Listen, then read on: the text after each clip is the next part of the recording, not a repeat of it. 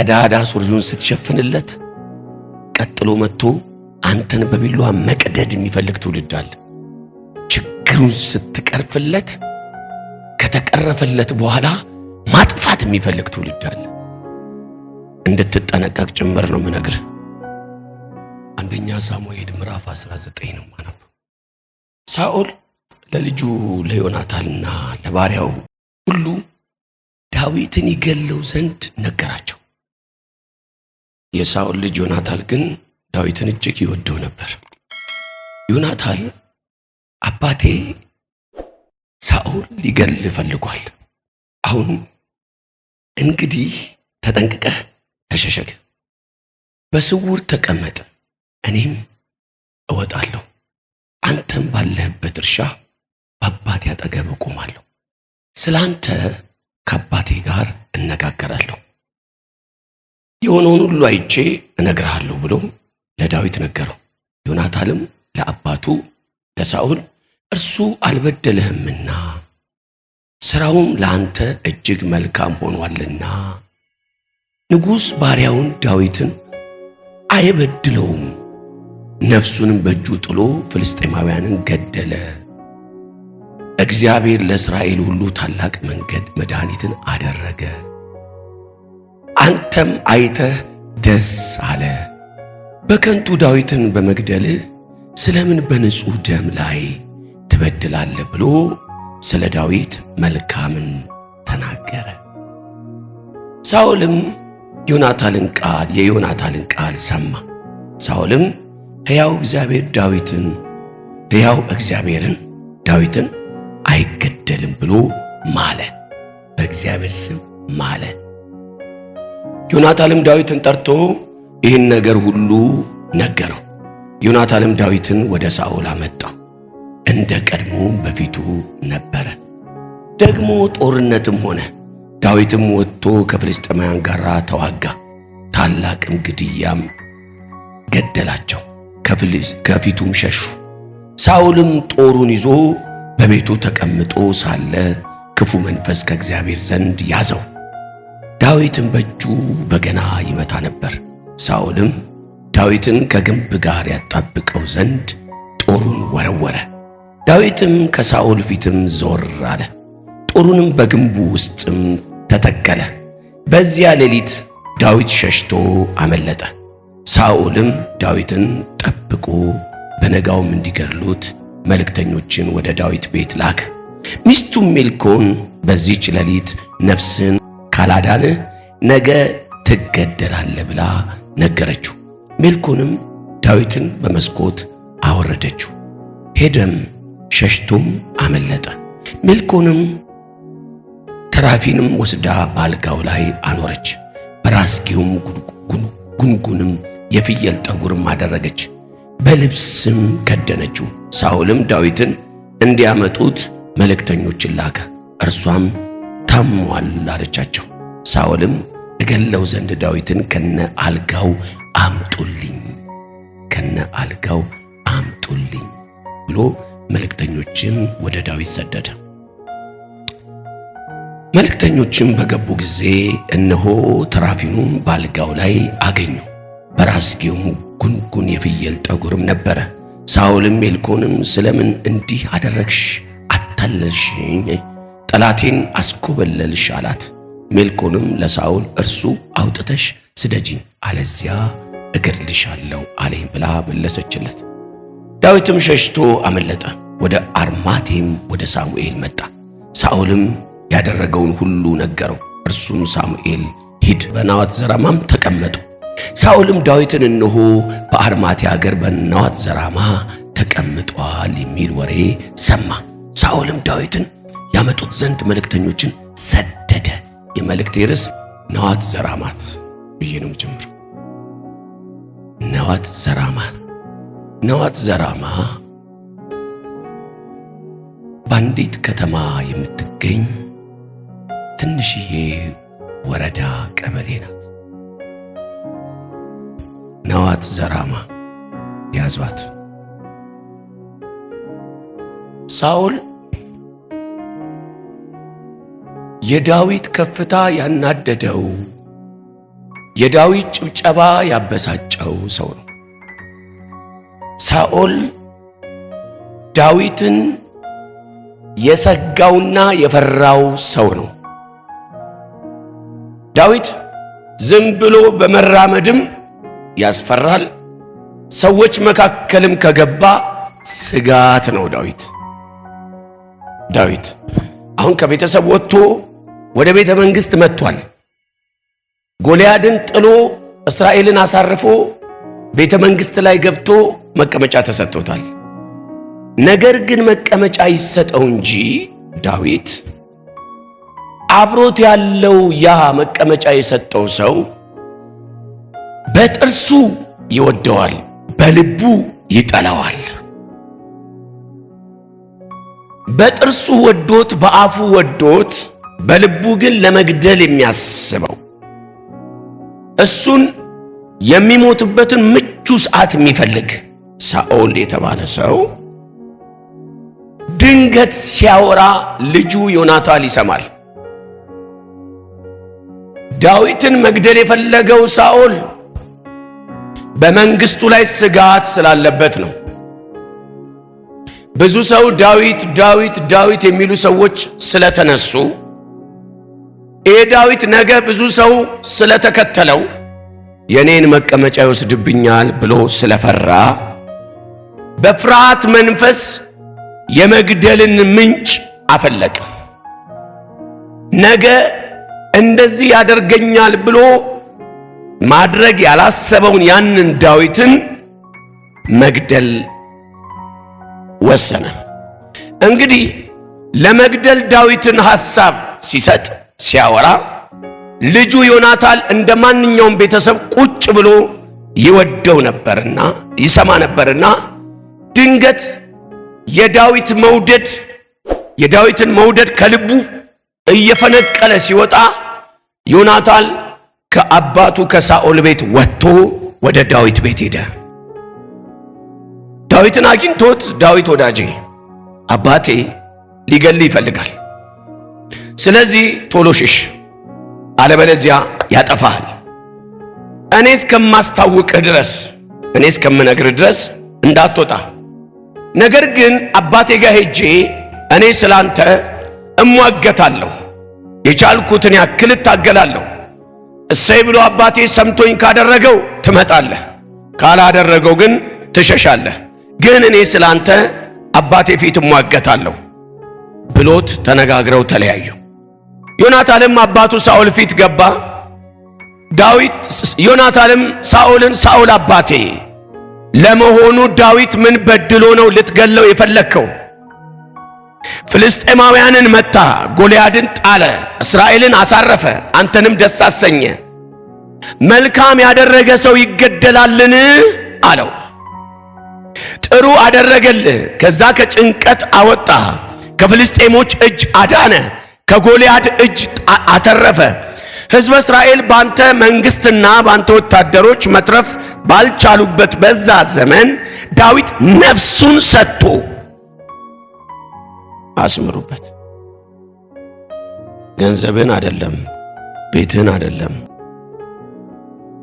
ለመሞት ወስነ ያተረፍከው ሰው ሊገልህ ቢነሳ ምን ይሰማሃል? ራስህን የሰጠው እሱ ምንም እንዳይሆን አንተ ስለ ሁሉ ቀድመህ ራስህን ሰጥተሃል። ራስህን ሰጥተህ በሱ ፋንታ አንተ ተቀጥቅጠህ በሱ ፋንታ አንተ ለመሞት ተዘጋጅተህ ሊገልህ ቢነሳ ምንድነው የሚሰማ? ዋጋ የከፈልክለት ሰው ማለት ነው። ዳዊት ስላንተና ስለ እስራኤል የከፈለው ዋጋ አለ። ምን አረገ?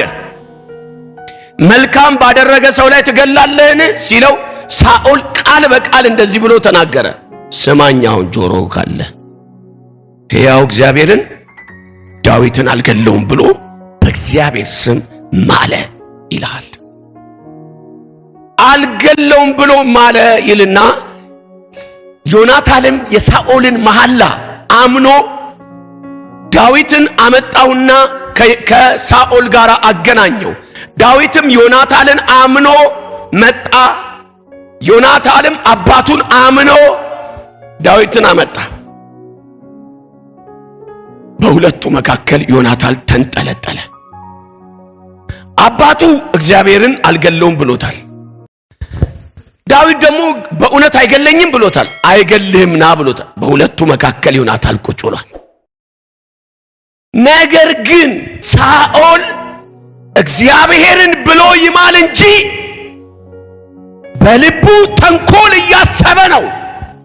ለሆነ ሰው መልእክቴን እያወራው የማሉ ሰዎች ናቸው ርድ የሚያረጉት። እግዚአብሔርን ጌታ ምስክሬ ነው በእውነት ላለው ደሙ ይፍረድብኝ ያሉ ሰዎች አንተን ለማንጠልጠል የመጀመሪያ ናቸው። እግዚአብሔር ለነሱ ቀልድ ነው። አንተ እግዚአብሔር ብለህ ፈርተህ ስትመጣ እነሱ ግን በእግዚአብሔር አንተርሰው ሊገሉ ይፈልጋሉ። ሰማኝ ጆሮ ካለ ዳዊት ገባ ይላል። እኔ የሚገርመኝ ዳዊትን ለመግደል 5 አይነት ነገሮች አዘጋጅቷል። ምን አረገ? ወንጌል ምን አረገ? ሰው ነፃ መውጣት ምን አረክ? ልብስህን ሰጥተህ እንዴት ትገደላለህ? በነገራችን ላይ ልንገራችሁ፣ ያጎረስከው ብቻ አይደለም ያለበስከው ጭምር ሊያርድህ እንደሚችል እንዳትረሳ። ቀዳዳ ሱሪውን ስትሸፍንለት ቀጥሎ መጥቶ አንተን በቢላዋ መቅደድ የሚፈልግ ትውልድ አለ።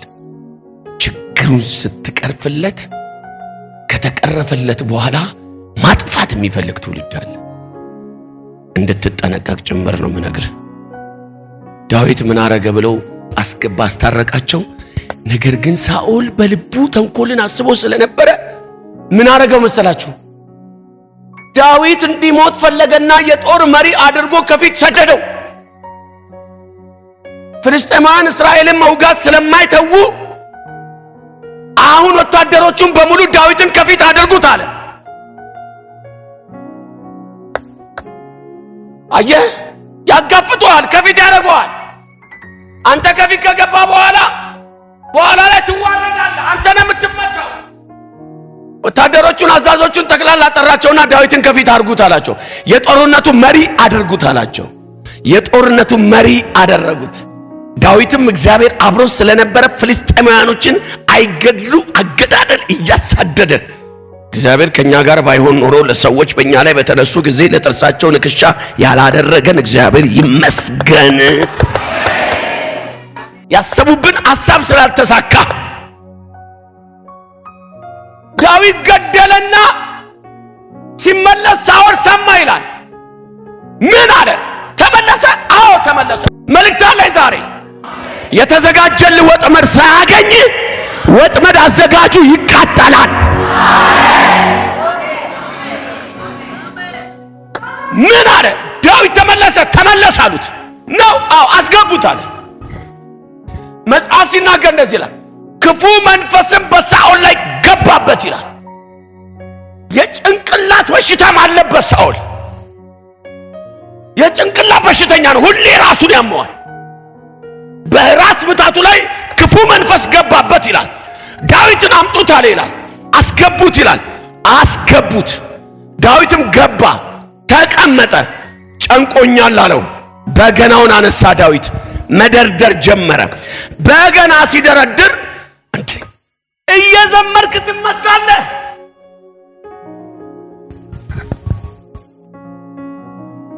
እያገለገልክ ትመታለህ። እንጀራ እየጋገርሽ ትመቻለሽ። ልብስ እያጠብሽ ትመቻለሽ። አገልግሎ መመታት አለ እንዴ? እየሰራ ትመታለህ። እየዘመርሽ ትመቻለሽ። እያገለገልክ እጅ ጭነት ትመታለህ። አጋንንት ከሶጥተህ ትመታለህ። ነፃ ወጥተህ ትመታለህ። ቀንበር ሰብረህ ትመታለህ። ሽባ ደርድረህ ትመታለህ። ዛሬ መልእክት አለኝ። መቺው ላይመታ እግዚአብሔር ዛሬ ያስመልጣ። እንካ ተቀበለኝ። ወጥመዳቸው ዛሬ አያገኝህም። ከገዳያችሁ ቤት ግን ከሚያጎርሳችሁ ከሚያለብሳችሁ ከገዳያችሁ ቤት ዛሬ አስወጣዋችሁ። የሚያበላችሁ የሚያጠጣችሁ ወንበር የሰጣችሁ የሚያሸበሽብላችሁ የሚያጨበጭብላችሁ ግን ጦር ካዘጋጀላችሁ ከዛ ቤት ዛሬ አስወጣዋችሁ። ከዛ ቤት ዛሬ ገላገልኳችሁ።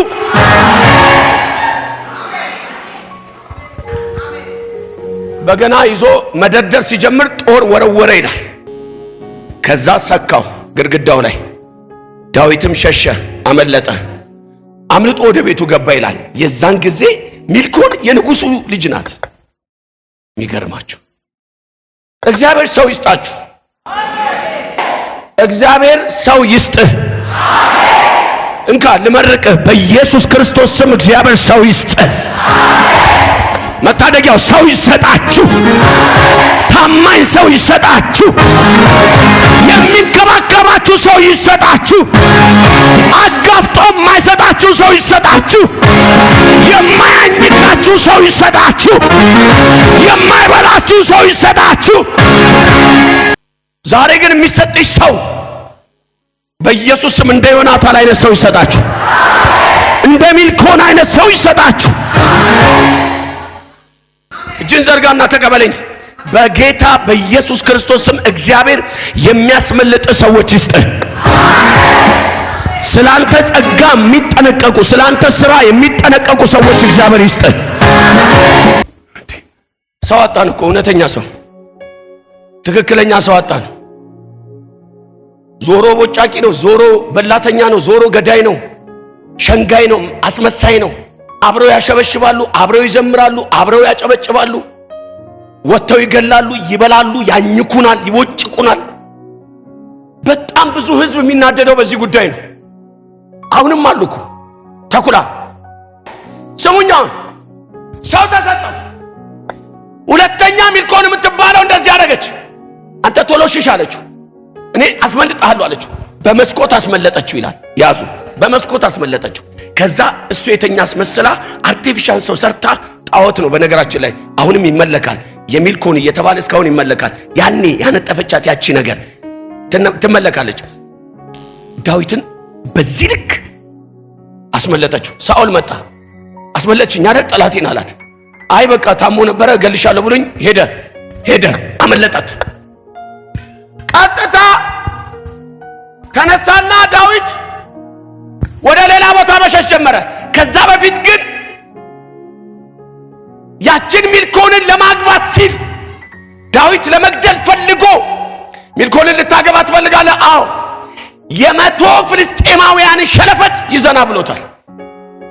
100 ፍልስጤማውያን ሸለፈት ይዞ መጥቶ ነው ያገባት እንጂ ሳኦል ዳዊትን ወደ ፍልስጤም የወሰደው እንዲገሉት ስለፈለገ እንጂ ሸለፈት ፈልጎ አይደለም። ምን ሊያደርገው? እንዲገሉት ፈልጎ ነበር። እሱ ገሎ ሸለፈት ይዞ መጣ። ሚልኮልን አገባ። ሚልኮን አተረፈችው። አሁን ጉዞ ተጀመረ። ወዴት? ወደ ኖአት ዘራማት። ዳዊት ሸሸና ሳሙኤል ጋር ሄደ። ሳሙኤልም ተነሳ ሂድ አለው። ወዴት? ወደ ኖአት ዘራማት ግባ አለው። ኖአት ዘራማት ሂድ አለው። ኖአት ዘራማት ሄደ። ዳዊት ገባ። ኖአት ዘራማት ሲገባ ገዳይ የለም። ኖአት ዘራማት ሲገባ ሴረኛ የለም፣ ወረኛ የለም፣ ሐሜተኛ የለም። ኖአት ዘራማት ሲገባ ዳዊት ጠቅላላ ኖአት ዘራማት ላይ ያሉ ሰዎች ልሳን ተናጋሪ በኢየሱስ ስም ከቡና ተራ አውጥቼ ዛሬ ትንቢት ተናጋሪ መካከል ከተሃል። አንዳንዶቻችሁ ዛሬ ወደ ኖአት ዘራማት የምትሄዱ ሰዎች አላችሁ። ከመንደር ወጣችሁ፣ ከገዳይ መንደር ወጣችሁ፣ ከንግስና ወንበር ወጣችሁ፣ ከመቀመጫ ላይ ወጣችሁ ኖአት ዘራማት ላይ የምትገቡ ሰዎች አላችሁ። ምንድን ነው ኖአት ዘራማት ያለው ካልከኝ፣ ኖአት ዘራማት ላይ የእግዚአብሔር መንፈስ ከተማው ኖአት ዘራማት ላይ የገባ ሁሉ ነብይ ነው፣ ትንቢት ተናጋሪ ነው። ያንተ ቤት ኖአት ዘራማት ይሆናል ዛሬ። ያንተ መንደር ዛሬ ኖአት ዘራማት ይሆናል። ዛሬ ኖአት ዘራማ ይሆናል። ጠላት ገፍቶ ንዋት ዘራማ ከተተው። ንዋት ዘራማ ገባ። ዳዊት ገባና ቁጭ አለ። ሲገባ ንዋት ዘራማ ውስጥ ያሉ ሰዎች የተነቃቁ ናቸው፣ በመንፈስ የነደዱ ናቸው። ዳዊት ገብቶ መካከላቸው ምንድነው አለ። ይሄ ነገር እንዴት ነው አለ። ጠጋ ሲል ነካው። አንዱ ሲነካው አብሮ ዳዊት ገዳዩን ረሳው፣ አሳዳጁን ረሳው። ሻኩ በኢየሱስ ስም ይሄ ልሳን አሳዳጅን የሚያስረሳ ጠላትን የሚያስረሳ የሆነ የመንፈስ ቀበሌ ላይ ዛሬ ግባ። የሆነ ቀበሌ ላይ የምትገቡ ሰዎች አላችሁ። ክብር ያለበት ቀበሌ፣ መንፈስ ያለበት ቀበሌ፣ ትንቢት ያለበት ቀበሌ፣ መገለጥ ያለበት ቀበሌ። ዘራማት የነቢያት መዓት የተሰበሰቡበት፣ ልሳን ተናጋሪ የተሰበሰበበት፣ መንፈስ ቅዱስ በታላቅ ክብር የሚወርድበት እዛ ቀበሌ ላይ ዳዊት ገብቶ ሳኦልን ረሳው። መንፈስ ያለበት ቦታ ግባ። አጠገባችሁ ያለው ሰው ዛሬ ቦታ ይቀየራል በሉት። በመከራም ቢሆን ቦታ ይቀየራል።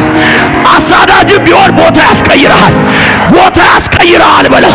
ክብር ያለበት ቦታ፣ መንፈስ ያለበት ቦታ፣ ኃይል ያለበት ቦታ፣ መገለጥ ያለበት ቦታ፣ እግዚአብሔር ያለበት ቦታ፣ መንፈሱ ያለበት ቦታ። ብዙ ሰዎች እርምጃችሁ ሲቀየር ያለው መከራ እያላችሁ ስታወሩ ወደ መንፈስ ተራ የምትገቡ ሰዎች አላችሁ። ጠላቴ ስትሉ ወደ አምላኬ፣ ጠላቴ ብላችሁ አምላኬ መንፈስ ወደዚህ ክብር የምትገቡ ሰዎች አላችሁ። ይኸው ተገፍታችሁ